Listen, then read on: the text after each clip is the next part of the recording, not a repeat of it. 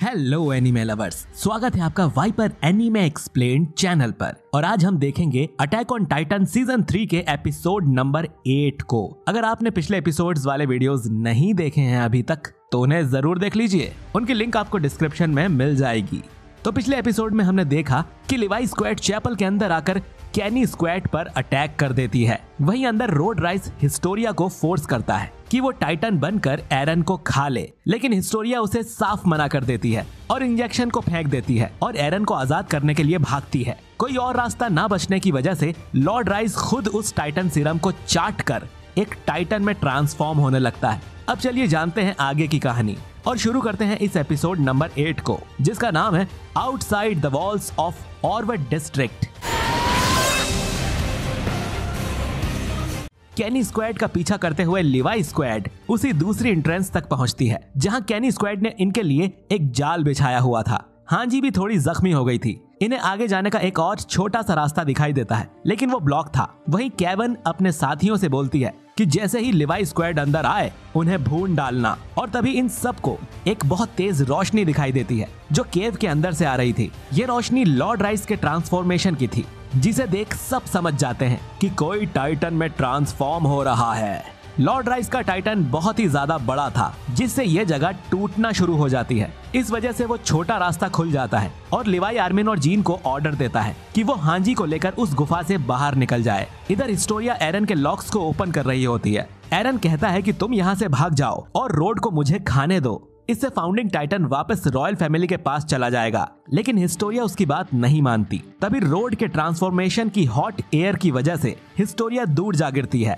लेकिन उसके टकराने से पहले मिकासा उसे पकड़ लेती है। इसके बाद बाकी लिवाई स्क्वाड भी यहाँ आ जाती है और लिवाई, जीन और कॉनी मिलकर एरन के सभी लॉक्स खोल देते हैं। रोड का टाइटन साइज में बढ़ता ही जा रहा था। साशा बोलती है कि ये टाइटन तो कोलोसल टाइटन से भी बड़ा है। इससे गुफा की छत भी टूटकर नीचे गिरने लगती है। कैनी भी यहाँ से निकलने लगता है और रोड से बोलता है कि मुझे लगा कि तुम्हें टाइटन्स के बारे में सब पता है, लेकिन तुम भी एक इडियट निकले।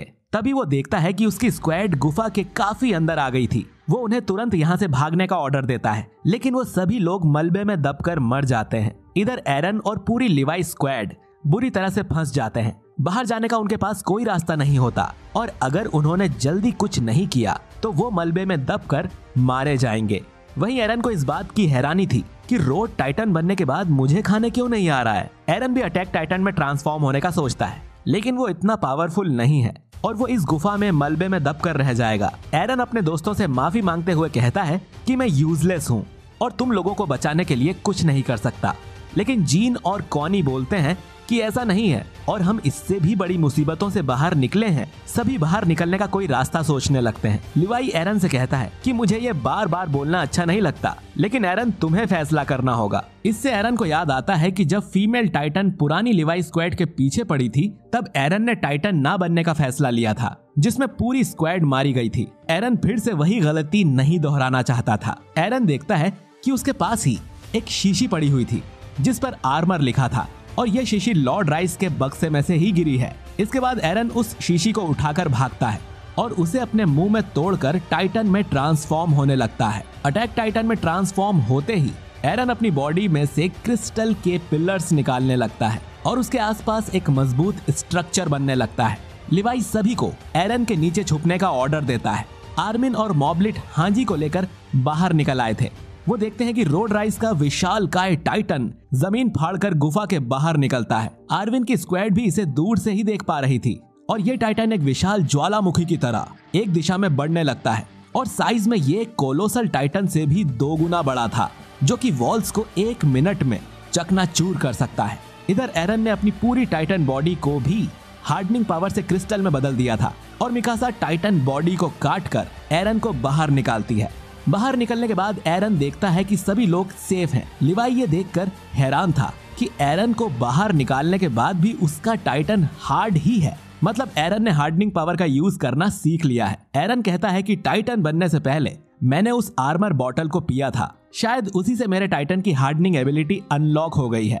लिवाई कहता है कि क्योंकि अब तुम हार्डनिंग पावर का यूज करना सीख गए हो तो हम आसानी से वॉल मारिया का छेद बंद कर सकते हैं। हमने इतना दूर आने के लिए ना जाने कितने सेक्रीफाइस किए हैं, लेकिन कम से कम अब हमारे सामने एक उम्मीद की किरण है। वहीं एरन को अब डाउट हो रहा था कि हम वॉल मारिया को वापस तो ले लेंगे, लेकिन ये जानने के बाद कि एरन के फादर एक बुरे इंसान थे, पता नहीं बेसमेंट में क्या होगा। तभी साशा और कॉनी बाहर जाने का एक रास्ता ढूंढ लेते हैं, जिसमें से ये सभी लोग इस गुफा से बाहर निकल आते हैं। ये सभी रोड के टाइटन को देखकर हैरान हो जाते हैं, जो कि इतना बड़ा था कि वो अपने रास्ते की हर चीज को जलाकर भस्म कर रहा था। इसके बाद ये सभी आर्विन से मिलते हैं। लिवाई उसे बताता है कि सभी ठीक हैं, बस हांजी को थोड़ी चोट आई है। आर्विन पूछता है कि आखिर ये टाइटन है क्या, जिस पर लिवाई उसे बताता है कि ये लॉर्ड राइस है। ये एक एबनॉर्मल टाइटन है, इसीलिए ये आसपास के लोगों को छोड़कर ऐसी जगह जा रहा है जहां पर उसे हजारों लाखों लोगों की भीड़ मिले। और आर्विन ने यह पता लगा लिया था कि टाइटन सीधा दूसरी वॉल शीना के पास के ऑरवुड जिले पर अटैक करने वाला है और हमें वहीं पर चलकर प्लान बनाना चाहिए कि इससे कैसे निपटना है। रास्ते में एरन और हिस्टोरिया हांजी को लॉर्ड राइज और फाउंडिंग टाइटन वाली सभी बात बता देते हैं कि रॉयल ब्लड ही फाउंडिंग टाइटन का यूज कर सकता है, लेकिन जैसे ही कोई रॉयल ब्लड फाउंडिंग टाइटन को इनहेरेंट करता है तो उस पर फर्स्ट किंग की इच्छा हावी हो जाती है और वो टाइटन्स के लिए कुछ नहीं करता, क्योंकि फर्स्ट किंग के हिसाब से गुलामी ही इंसानों के लिए परम शांति है। एरन कहता है कि हमारे पास अभी ये ऑप्शन है कि लॉर्ड राइज मुझे खा ले, इससे वो फिर से इंसान बन जाएगा। इसके बाद लिवाई बोलता है कि हम फिर उसे पकड़कर बंदी बना लेंगे और मजबूर करेंगे कि वो अपनी फर्स्ट किंग वाली सोच को बदल ले। तो एरन, अगर ये नौबत आई तो क्या तुम खुद की बलि देने को तैयार हो? एरन हाँ बोलता है। हिस्टोरिया कहती है कि इस प्लान में बहुत ज्यादा रिस्क है, हमें पता भी नहीं है कि हम फर्स्ट किंग की सोच बदल पाएंगे भी या नहीं, और अगर उसने हम सब की मेमोरीज बदल दी तो हमारी सारी मेहनत बर्बाद हो जाएगी। बल्कि मुझे तो लगता है कि अब ह्यूमैनिटी के पास एक मौका है, क्योंकि अब फाउंडिंग टाइटन किसी रॉयल ब्लड के पास नहीं है। इसका मतलब है कि एरन, तुम्हारे फादर बुरे नहीं थे, वो रॉयल फैमिली से फाउंडिंग टाइटन लेकर ह्यूमैनिटी को बचाना चाह रहे थे, इसलिए उन्हें रोड के बच्चों को मारना पड़ा ताकि कोई और रॉयल ब्लड जिंदा ना बचे। एरन को याद आता है कि इंजेक्शन लगाने से पहले ग्रीशा ने रोते हुए कहा था कि तुम्हें मिकासा, आर्मिन और सभी लोगों को बचाने के लिए इस पावर को कंट्रोल करना सीखना होगा। आर्मिन कहता है कि जिस ग्रीशा अंकल को मैं जानता हूँ वो कोई गलत काम नहीं करेंगे। मिकासा भी बोलती है कि रॉयल फैमिली के अलावा भी कोई तरीका होगा फाउंडिंग टाइटन को यूज करने का, और शायद यही तरीका उन्होंने बेसमेंट में छुपाया है जिससे वो ह्यूमैनिटी को बचा सकते हैं। और सभी लोग अब इस बात से एग्री करते हैं। हांजी बोलती है कि हिस्टोरिया, तुम इसका मतलब जानती ही हो, हम इतने बड़े टाइटन को ऐसे खुले घूमने नहीं दे सकते, तो तुम्हारे पास अब कोई और रास्ता नहीं है और हमें तुम्हारे फादर लॉर्ड राइस को मारना ही होगा। हिस्टोरिया एरन से माफी मांगती है कि मैं गुफा में तुम्हें खाने के लिए तैयार हो गई थी, लेकिन ह्यूमैनिटी को बचाने के लिए नहीं, बल्कि अपने फादर के प्यार को पाने के लिए। लेकिन अब समय आ गया है अपने फादर को अलविदा कहने का। आधी रात हो गई थी और सभी स्काउट्स ऑरवुड जिले में पहुंच जाते हैं। मीटिंग में जाने से पहले लिवाई हिस्टोरिया को बताता है कि कमांडर इरविन के ऑर्डर्स हैं कि तुम्हें यहाँ की नई क्वीन बनाया जाए। हमने यहाँ की सरकार गिरा दी है, लेकिन पब्लिक हम मिलिट्री वालों के ऑर्डर्स नहीं मानेगी। उन्हें एक असली वारिस चाहिए जो कि तुम हो। लॉर्ड राइस के बाद तुम ही इस राजगद्दी के असली हकदार हो। हिस्टोरिया के बाकी के दोस्त इस बात का विरोध करते हैं कि अभी तो हिस्टोरिया अपनी मर्जी की मालिक बनी है और हम उसे फिर से कोई काम करने के लिए फोर्स नहीं कर सकते।